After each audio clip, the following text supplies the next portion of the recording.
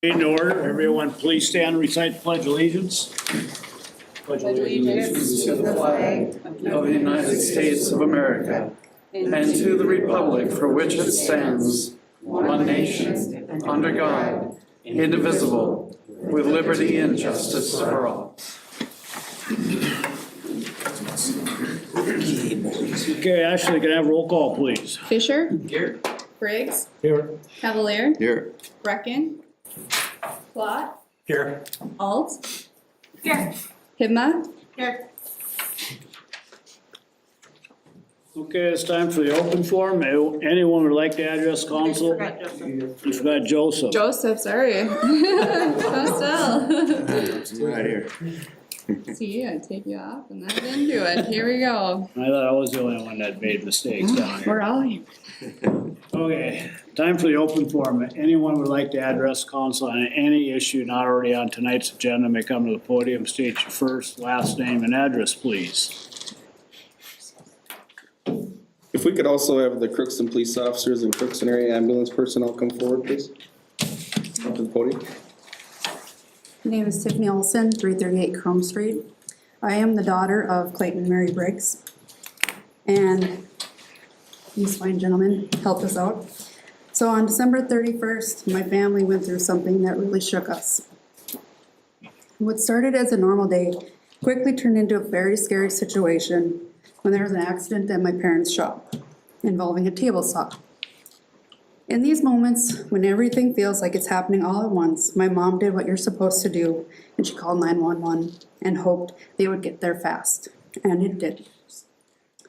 EMS and law enforcement showed up quickly, calm, and ready to take charge. From the second they arrived, they brought a sense of control to a situation that felt completely overwhelming for my parents. They knew exactly what needed to be done and went straight to work, and that made all the difference. I want to specifically thank the EMS workers who responded, Nick Niebauer-Adams and Jack Fuchs. The care you provided to my dad was incredible. You treated him with skill, urgency, and compassion, while also taking the time to reassure him and my mom in a moment that was frightening for everyone. The professionalism and genuine concern you showed did not go unnoticed and meant more to our family than you'll ever know. I also want to thank Officer Tennyson and Officer Brandon. Your response was fast, steady, and reassuring. You handled everything with professionalism, and that alone brought comfort to my mom in the middle of chaos. But what really stood out was the kindness you showed afterwards. You had already left, and you came back in to check on my mom to make sure she was doing okay. That wasn't something you had to do, but you did it anyway, and it meant more than you know. That moment reminded us that behind the uniforms are people who truly care, not just about doing their jobs, but about the families that they serve. To Nick, Jack, Officer Tennyson, and Officer Brandon, and all the MS workers and all law enforcement, thank you. Thank you for showing up when it mattered most, for bringing calm and reassurance into a frightening situation, and for treating my dad and our family with such care, compassion, and respect during one of the hardest moments we've experienced. Our family is incredibly grateful, and what you did on December 31st left a lasting impression on us, and we cannot thank you enough.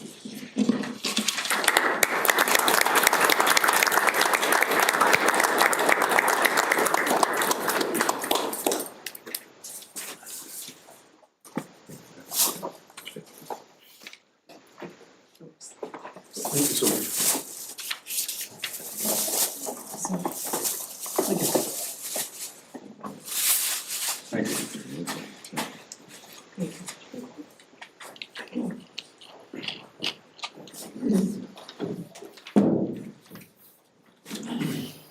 Okay, anybody else from the council chambers?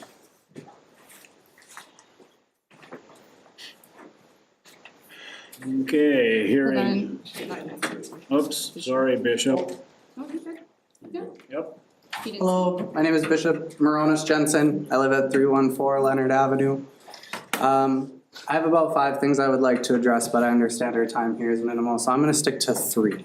And the 3 that have brought me here to this meeting today, I'm going to follow up on the time and money that I put forth and myself to speak to the council about the budget.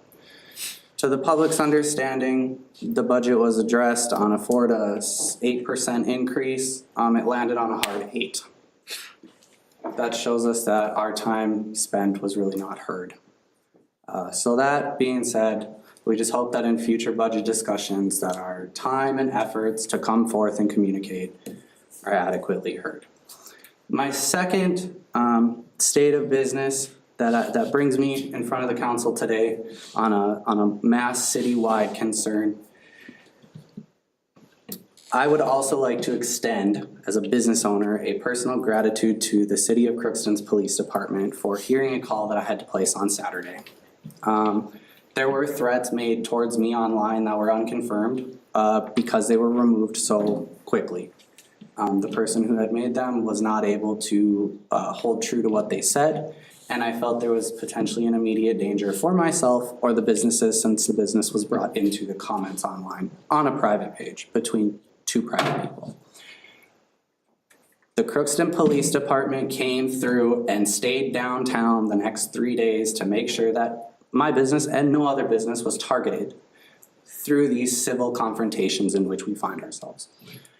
But that being said, I feel this goes to my third point as to I would like to know, and I'm not directly asking for an answer right now, but hopefully we can obtain one, is what is the city and local authorities doing to help us protect ourselves and our assets? I, on one hand, am not a firearm bearing business. A lot of businesses conduct their business and go about their day because they are firearm bearing businesses. I do not feel comfortable being a firearm bearing business in northern Minnesota. I think it gives the wrong, unnecessary impression. But that being said, I also heavily rely on local communication.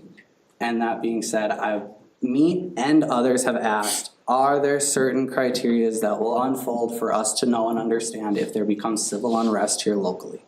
We have seen some civil unrest in surrounding communities that are already fairly close to Crookston, including Grand Forks, including Mahnomen, Devil's Lake, Bemidji.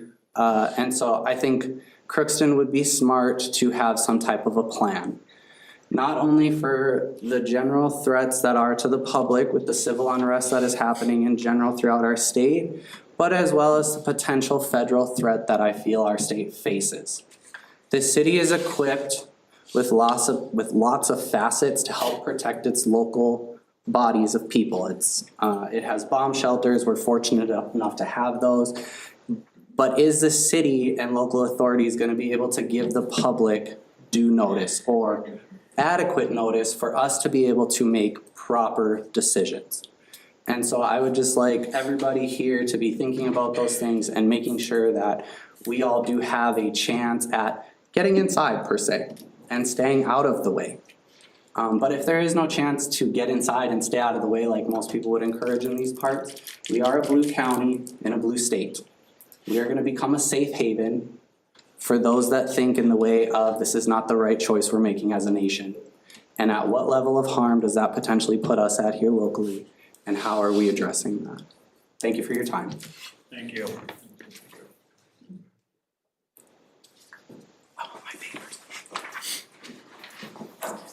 Anyone else from the chambers? Okay, we'll move on. No presentations. This brings us to the agenda. Does anyone wish to add or remove anything from tonight's agenda?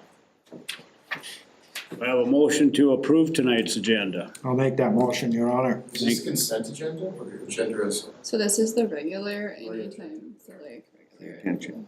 Thank you. Second. A motion by Clayton and Henry. Thank you. Discussion? Hearing none, roll call please. Fisher, Aye. Briggs, Aye. Cavalier, Aye. Flott, Aye. Alt. Aye. Kidma. Aye. Shustel. Aye. Okay, this brings us to the consent agenda. Does anyone wish to remove anything from the consent agenda? Yeah, I'd like to remove 6.13, resolution approving a cannabis lower potency edible retailer license for Two Captains Incorporated. 6.03. 6.13. Oh, 1.3. Sorry. Okay, sorry. 6.13, remove that. Anything else? Can I have a motion to approve tonight's consent moved, Your agenda? Honor. Thank you. Don, is there a second? A second. By Delane, thank you. Roll call, please. Fisher, Aye. Briggs, Aye. Cavalier, Aye. Lot, Aye. Alt, Aye. Kidma, Aye. Shustel. Aye. Okay, motion carries. This brings us to regular agenda. Ashley, please. Yes, Your Honor, item 8.01 is a resolution regarding the deed redevelopment grant program application authorization for the Tri-Valley Building. Thank you. Do I have a motion to approve this I'll make a resolution? motion, Your Honor. Got one by Don. Is there a second? Second. Second by Wendy. Thank you. Discussion. Yeah, Your Honor, this is just an updated resolution from last council meeting, after the consensus from the prior Ways and Means meeting on January 5th, to update the resolution, indicate that the city would donate the land to a future developer. Thank you. Further discussion? Hearing none, can I roll call, please? Fisher, Aye. Briggs, Aye. Cavalier, Aye. Lot, Aye. Alt, Aye. Kidma, Aye. Shustel. Nay. Okay, motion carries. Item 8.02 is a resolution regarding the ABDO position classification and compensation study report phase 1 for non-union employee positions. Thank you. Do I have a motion to approve this resolution? So moved. Got Henry, second. I'll second it, Your Thank Honor. you, Clayton. Discussion. So again, Your Honor, as discussed at the January 5th Ways and Means meeting, the consensus at that time was to adopt phase 1 of the ABDO position classification compensation study. In the proposal prepared by ABDO, phase 1 was estimated to cost $32,800 to implement. The actual cost to implement the phase 1 is $20,307. Thank you. Further discussion? Hearing none, can I have roll call, please? Fisher, Aye. Briggs, Aye. Cavalier, Aye. Lot, Aye. Alt, Aye. Kidma, Aye. Shustel. Aye. Okay, motion carries. Item 8.03 is a resolution to approve Taylor Wyum as the new Community Development Director, Your Honor. Thank you. Do I have a motion to approve So this move, Your Honor. resolution? Got a motion. Don and Morgan, thank you. Discussion. So Your Honor, Taylor has the experience in municipal economic development, administration, grant management, strategic planning, intergovernmental coordination. Since joining the city of Crookston in August of 2004, Taylor has been a project coordinator and has assumed substantial director-level responsibilities across housing, infrastructure, climate, childcare, redevelopment, and economic initiatives. Taylor is overseeing grant-related processes, including research, application, coordination with consultants, compliance tracking and reporting, and ongoing grant management. In the absence of the prior community development director, Taylor has served as acting lead on and managed all projects, grants, and day-to-day operations. Taylor holds a bachelor's degree in environmental studies and a master's degree in climate science solutions. It's my recommendation belief that Taylor has the qualifications, experience, and leadership necessary to be successful as the next community development director. Thank you. Further discussion. I would just piggyback on that every interaction I've had with her has been quite stellar. She's articulate, and she seems to know where the important information is and is able to get that to you really quickly. I've been really impressed. Agreed. I mean, I will also say, so I've been on that board since Taylor's been with us. We've been extremely lucky to have her. I can't imagine where we would be without her, so I thank you on that. I fully support this, and I can also say Josh Knack, our president of the EDA board, also supports this, and so I think it would be the right move. She lives here, she believes in this community, so.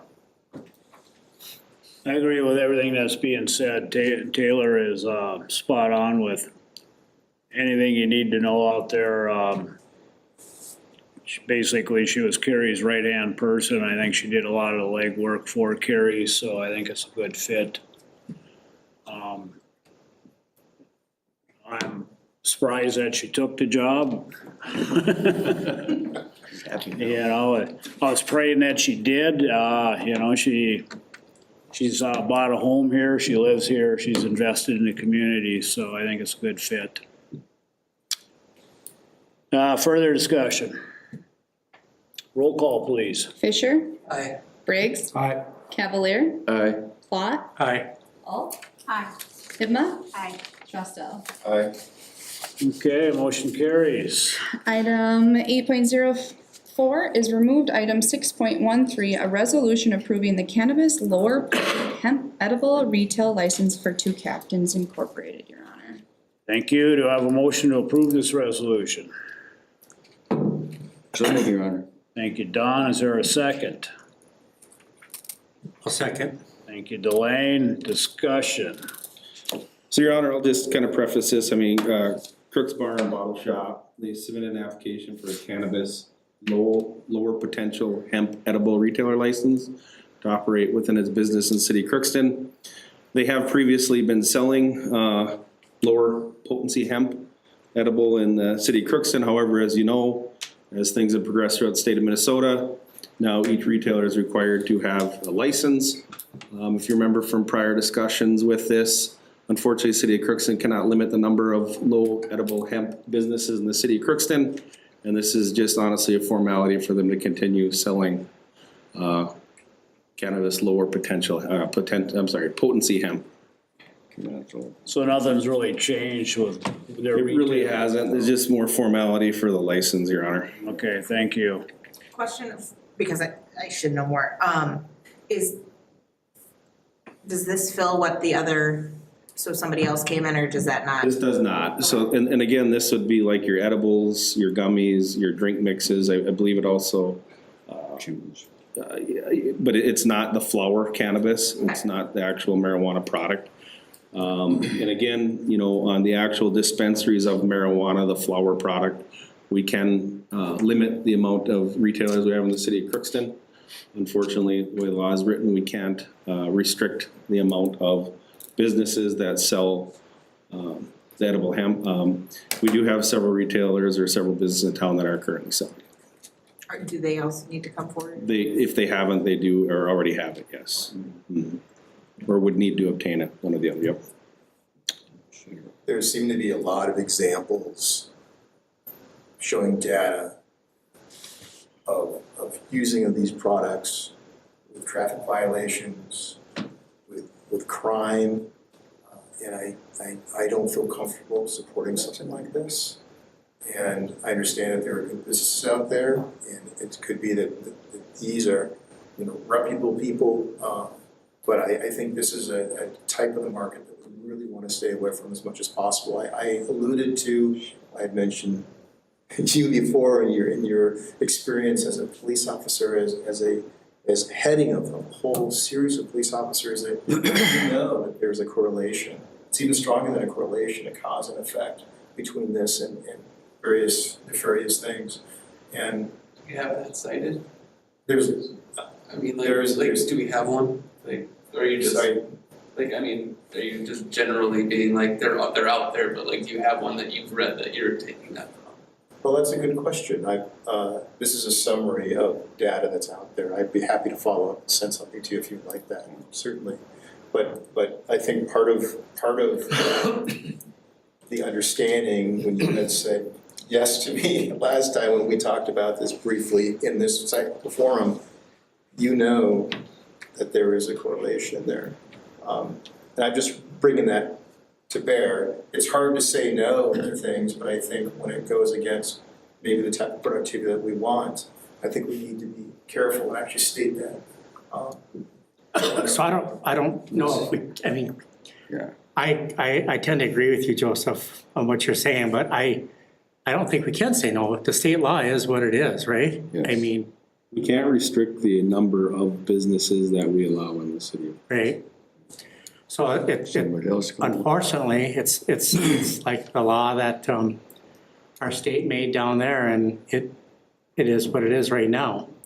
I think And we're gonna have to allow at least one, if one applies, that deals in stronger hemp products as well. So I mean, I think he has done the right thing so far as with that business that he's had in the past, and he hasn't had any problems with it, so we haven't had any problems with it as a city, so The problem isn't with what he's selling at the business, like Joseph said, the problem is what happens after they buy it and get on the road and different stuff like that, so, but that, like I said, it's Alcohol the, too, they sell that. what? I mean, alcohol too. I get it, Like Henry. cigarettes I or mean, anything else. but I mean, like I said, it's the, I think when it comes down to it, no matter where we may stand morally or politically Yep. or scientifically, city doesn't trump state, so. Right. You know, and I know this doesn't go back to Councilperson Shostel's point, but, you know, the Office of Cannabis Management has come a long way as far as oversight and enforcement. Us as a city of Crookston, as far as oversight and enforcement, we will be, you know, per state statute, doing compliance checks, not only with the cannabis, low hemp, but also, you know, as we do with liquor and tobacco, so. Doesn't answer your question, but just to let you know that, I mean, there is some more oversight than there used to be when this first started. If you remember, there was not any oversight or regulation on it at all. Fast forward a couple of years, we're working on it. Yeah. Further discussion? I have kind of concerns of it, because you're mixing alcohol and then you're mixing that with it. And I guess because of my prior law enforcement, I'm not in so just to, favor of it. since this is a formality, if we, let's just say, for example, we all vote no. Nothing happens, he still gets to do what he does, right? You know, it's like anything, there would be an appeal process to that. But you have other businesses that are I licensed. don't know if we can vote no. I'm sure you can deny it, but I mean, I would have to You would have to look into that further. It's like any, you can deny, you know, any license that comes in the city of Crookston, but like anything, I'm sure there'd be an appeal process or something that would go along with that. Good question. I think we've come a long ways, like Darren has mentioned, you know, they've got more oversight. It's not the Wild West anymore, but it's still there. Like I say, what happens, you know, we can't deny a person coming in to sell the flower product. You know, we cross that bridge when it happens, but it's kind of where our hands are tied with this. Yes, Bishop? My name is Bishop Jensen. I reside at 314 Leonard Avenue. It's the house I own here in town. I just want to bring up to everybody's attention that East Grand Forks has recently just approved a full dispensary. Whether anybody agrees with it or not, like you guys have already come to the realization, this stuff is happening in this state. And Crookston already has a very heavy reputation of riding any type of business out, small or large, just on a city level. I think the meatpacking incident kind of reviewed all of some of that and its ways of working with business owners. So I don't think that this is gonna look very favorable for the council. But I also do wanna say that East Grand Forks has approved a full level dispensary operation, much like Moorhead already has. So if you guys wanna put a clamp here locally on small amounts and look authoritarian about it, kudos to you for trying. But at the end of the day, it's still in our county. It still falls in our region and there's plenty of access to it. I'm sorry, did you say it was a city run? No, it's city approved. Okay. And it was given the approval to the reservation. I'm sure the reservation that is being mentioned that has the approvals to go in and they have, what do they call that? Grandfathered rights into setting them up first. It's White Earth. Monoman has a site, Moorhead has a site, East Grand Forks is due for its site. The biggest reason why most people around here think Crookston doesn't even have a site in proposal is because of the way they handle small business. And that. I'll agree to disagree on that one, but No, and that's fine, and that's what I said, like, either way, this stuff is all around us, it's already being approved. For us to appear confrontational on the topic might not be so good, that's all. further discussion. Let's have roll call, please. Fisher, Aye. Briggs, Nay. Cavalier, Aye. Plot, Aye. Alt, Aye. Hima, Aye. Shustel, Okay, 5-2. Okay, motion carries. All right, council reports. Darren, anything more to add tonight? Yes, Your Honor. The Just a couple things, sorry. It's okay. Again, I would just like to congratulate Carrie Kirschbaum with her new position in the private sector. And again, thank you for her years of service and dedication to the city of Crookston. A couple introductions tonight. I know I've gone through most or both of their bios, but I'd like to introduce John Roscoe, if you wouldn't mind coming up podium. John, as you remember, is our new finance director. Just nice to sometimes put a face with a name, so. Does he get any money? What's that? Does he get? Put him on the spot here, but. Honorable Mayor, members of council, thank you for having me here tonight, and it's good to see faces with the emails and the names, and I'm excited to be here and work with all the staff. Where are you from? Where are you from? Bemidji. Bemidji. We're happy to have you. Yeah, very much. Thank you.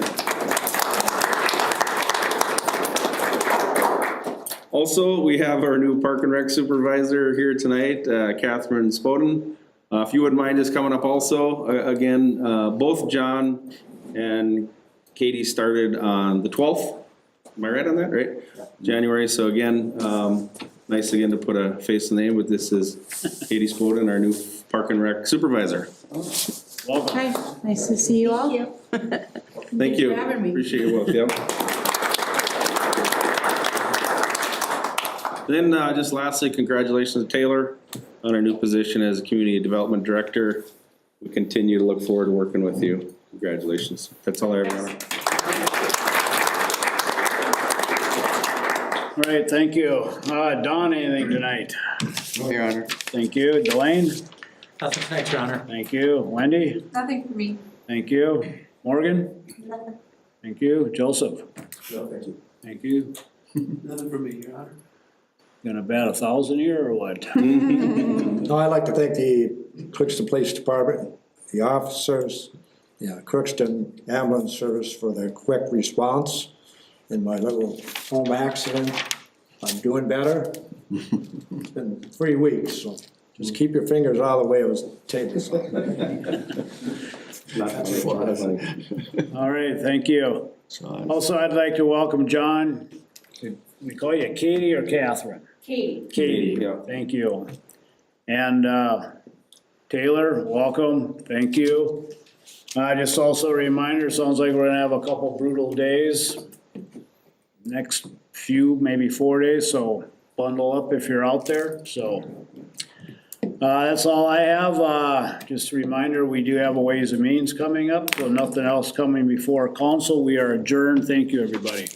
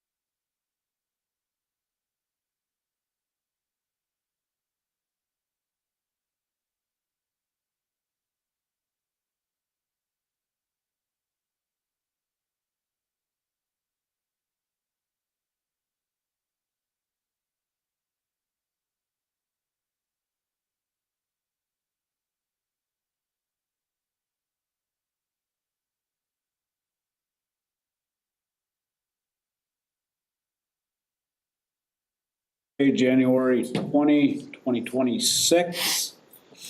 We just got one item, discussion regarding boards and commissions, and I think it's just an appointment of June Donarski to the Development and Policy Review Board. It's gotta come to Ways and Means before it can go to council. So Okay. she is, I don't know if you're familiar, the I think he was the athletic director here, Don Donarski. He's over in Fawcett now. Yeah. So it would be his wife. She's an accountant at Rydell, is that correct? Yes. And she lives here, and she said she could make the meetings work, you know, because they only meet quarterly or as needed. So I think she'll be a good fit. So consensus is okay with that? Yep. Yep. Easy. What'd you, figure out about the, charter commission? Yep, so I did meet with, the city attorney. We're working on that. It does look like it'd be 7 to 15, however, it dates back to what the chief judge at that time set the limit for. So, we could change it, but we need to know what the original, agreement or order from the court was, basically. So we are researching that. It's gonna take some work, cause we're not sure how, it might date back to the original date of our charter, which I think is 1916. Or 6, I can't remember, so, yes, we likely can do something, but we. Probably half the population of Crookston, which was 3. Yeah, so I mean, it's gonna take, we're working on, I was hoping it'd be clean and easy, like, yeah, you can have it at 7, but, no, unfortunately, we're gonna have to, we're doing some work on that to figure that out. We have to find the original order on the number. So even though the judge said that, it can't be, I mean, we're not sure that could be just 7, or are you guys looking to see if it could be less than 7? That's why we're looking, because if it was at 7, right, that's the lowest. But if it's at 15, then we would need to change that, what council would feel would be appropriate. Oh, So that's why we need to find that number. It might be fine. Or council agrees that 7's the number they want, or something different, but, under, talking with legal, we wanna find out what that number is first. so what's involved to try to find that information? It's just, with the help of the city attorney, just trying to find, reaching out to, the court administration of that office and trying to find that documentation. So, and, yep, that's what it looks like. Oh, So there's a good chance it might not be like digitized. Nothing's easy. I say that about 20 times a day. Why can't everything just be easy? Nothing's easy, so, yes.